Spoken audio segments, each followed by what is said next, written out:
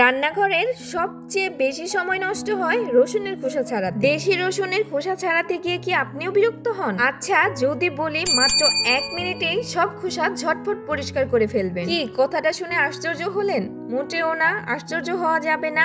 আজ দেখাবো আপনাদেরকে 3টি দারুণ ট্রিক, যেগুলোতে রসুন পরিষ্কার হবে ঝটপট আর সময়ও বাঁচবে অনেক। আসসালামু আলাইকুম প্রিয় দর্শক, আশা করি যে যেখান থেকে ভিডিওটা দেখছেন অনেক বেশি ভালো আছেন, সুস্থ আছেন। আমরা সবাই জানি দেশি রসুন অনেক সুগন্ধি আর স্বাস্থ্যের জন্য দারুণ উপকারী, কিন্তু এর খোসা ছাড়াতে গিয়ে অনেকে বিরক্ত হয়ে যান। তাই আমি দেখাচ্ছি এই সহজ কৌশল। প্রিয় বন্ধুরা, অবশ্যই ভিডিওটা খেয়াল করে দেখুন, একেবারে সময়ও বাঁচবে আর খোসাও পরিষ্কার হবে ঝামেলা ছাড়াই। আমি আজ আপনাদেরকে 3টি সহজ কৌশল দেখাতে যাচ্ছি। প্রথম যে কৌশলটা আপনাদেরকে দেখাবো, সেজন্য আমি এখানে কিছু রসুন নিয়ে নিয়েছি। দেশি রসুনটা কিন্তু সাইজে অনেক বেশি ছোট থাকে, সেটার একটা একটা কোয়া ছোটানো কিন্তু কোনোভাবেই সম্ভব নয়। আর ভিডিও শুরুতেই আমি দেখাচ্ছি রসুন কাটার সহজ পদ্ধতি। আর এই রসুন কাটাকাটিতে কিন্তু আমি ছুরি ব্যবহার করেছি। যদি আপনি চান, চাইলে বটি, ছুরি, দা, কাঁচি যে কোনো কিছু ব্যবহার করতে পারেন। কাটার সময় একটি গুরুত্বপূর্ণ বিষয় হচ্ছে রসুন সব সময় নিচের দিকে করে কেটে নিন। যেহেতু রসুনের উপর সাইডে শক্ত একটি আঠির মতো থাকে, সেজন্য সব সময় নিচ থেকে রসুনটাকে কাটবেন। যদি আপনি কখনো উল্টো পাশ থেকে কাটতে যান, রসুনের শক্ত পাশটা থেকে কাটা শুরু করেন, তাহলে কিন্তু রসুনটা কাটা আপনার জন্য অনেক বেশি কঠিন হয়ে যাবে। আপনি যদি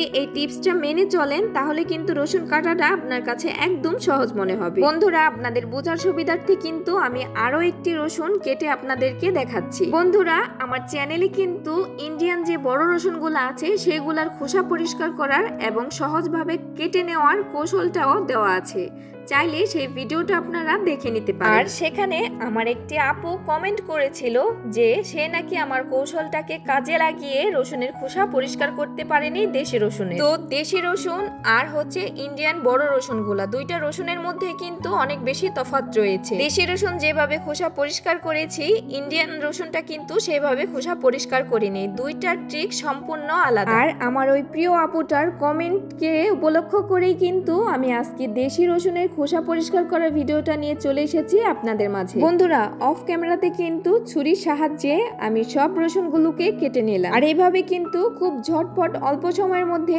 অনেকগুলা রসুন আপনি কেটে নিতে পারবেন। আর এইভাবে কেটে নেওয়ার পরে কিন্তু অলরেডি অনেকগুলা খোসা একাই আলাদা হয়ে গিয়েছে। হাতের সাহায্যে সেগুলোকে ফেলে দিলাম। রান্নাঘরের কাজে ব্যবহৃত কুলা, হয়তোবা এটা কম বেশি সবাই চিনেন। কেউ প্লাস্টিকের ব্যবহার করেন, কিংবা কেউ বাঁশের তৈরি কুলা ব্যবহার করেন। তো আমি কুলার মধ্যে দিয়ে দিলাম আমার কেটে রাখা রসুনগুলো। এখন যে কোনো একটা কিছুর সাহায্যে আমি একটা বাটি নিয়ে নিয়েছি প্লাস্টিকের, সেটার সাহায্যে এভাবে আলতো আলতো করে ডলা দেবেন। খুব জোরে কিন্তু ডলে নিতে হবে না, হালকা আলতো করে যে কোনো কিছুর সাহায্যে একটু ডলে নিলেই হবে।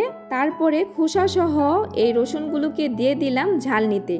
ভালোভাবে ঝাঁকুনি দিলেই দেখবেন খোসা আলাদা হয়ে গেছে আর রসুন একেবারে পরিষ্কার। এরপরেও যদি দেখেন 2-1টা খোসা রসুনের মধ্যে লেগে আছে, তখন এই পর্যায়ে এসে সেম ভাবে একটি বাটি বা যে কোনো কিছুর সাহায্যে হালকা আলতো করে একটু ডলে নিন। তারপরে ঝালনিটাকে একটু ঝাঁকুনি দেন, দেখবেন যেই রসুনের খোসাগুলো ছিল সবগুলো একেবারে চলে গিয়েছে। বন্ধুরা, আপনারা কি আগে থেকেই জানতেন এই কৌশলটা? যে আগে থেকে জানতেন অবশ্যই কিন্তু আমার কমেন্ট বক্সে কমেন্ট করে জানাবেন। এবার আরো একটি সহজ পদ্ধতি দেখুন। রসুনগুলো খোসা সহ কেটে নিলাম, তারপরে এই খোসা সহ কাটা রসুনের মধ্যে দিয়ে দিলাম সামান্য পরিমাণ লবণ। রসুনের মধ্যে লবণ দেওয়ার পরে রসুনগুলোকে ঝাঁকুনি দিয়ে কিংবা হাতের সাহায্যে লবণগুলোকে মাখিয়ে নিন। তারপরে এই লবণ দিয়ে মাখানো রসুনগুলো রেখে দিন একটি বক্সে ভরে ফ্রিজে কিন্তু অবশ্যই ডিপের মধ্যে রাখতে হবে। আর এই ডিপের মধ্যে রাখার ফলে খোসা সহই কিন্তু আপনি রসুনগুলো রেখে দিচ্ছেন, কিন্তু এটা বের করে খোসা সহই খুব সহজে শিলপাটা কিংবা ব্লেন্ডার মেশিনের মাধ্যমে ব্লেন্ড করে নিতে পারেন। এভাবে আপনি ফ্রিজে রেখে দিন, যখন দরকার হবে তখন সরাসরি ব্লেন্ডারে দিয়ে ব্লেন্ড করলে কোনো খোসা থাকবে না আর রসুন রেডি হয়ে যাবে মুহূর্তে। ফ্রিজে লবণ দিয়ে রেখে দেওয়ার কারণে কিন্তু খোসাগুলো একদম সফট হয়ে যাবে আর এটা বাটতে কিংবা ব্লেন্ড করতে কোনো ঝামেলা হবে না। আপনি বুঝতেই পারবেন না যে রসুনের সাথে খোসাও আছে। সর্বশেষে 3য় নাম্বার কৌশলটা নিয়ে চলে এলাম।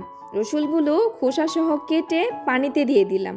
এরপরে হাত দিয়ে ডলে ডলে ধুলে খোসাগুলো আলাদা হয়ে যায়। আর হাত দিয়ে এভাবে ভালোভাবে ধুয়ে পানি ফেলে দিলেই খোসা গায়েব, আর রসুন হয়ে গেল একদম পরিষ্কার। তো বন্ধুরা, এই হলো দেশি রসুনের খোসা ছাড়ানোর 3টি দারুণ উপায়। কোনটা আপনার কাছে সবচেয়ে সহজ মনে হলো কমেন্টে জানাতে ভুলবেন না। আর টিপসটা কাজে লাগলে অবশ্যই ভিডিওতে একটি লাইক দিন।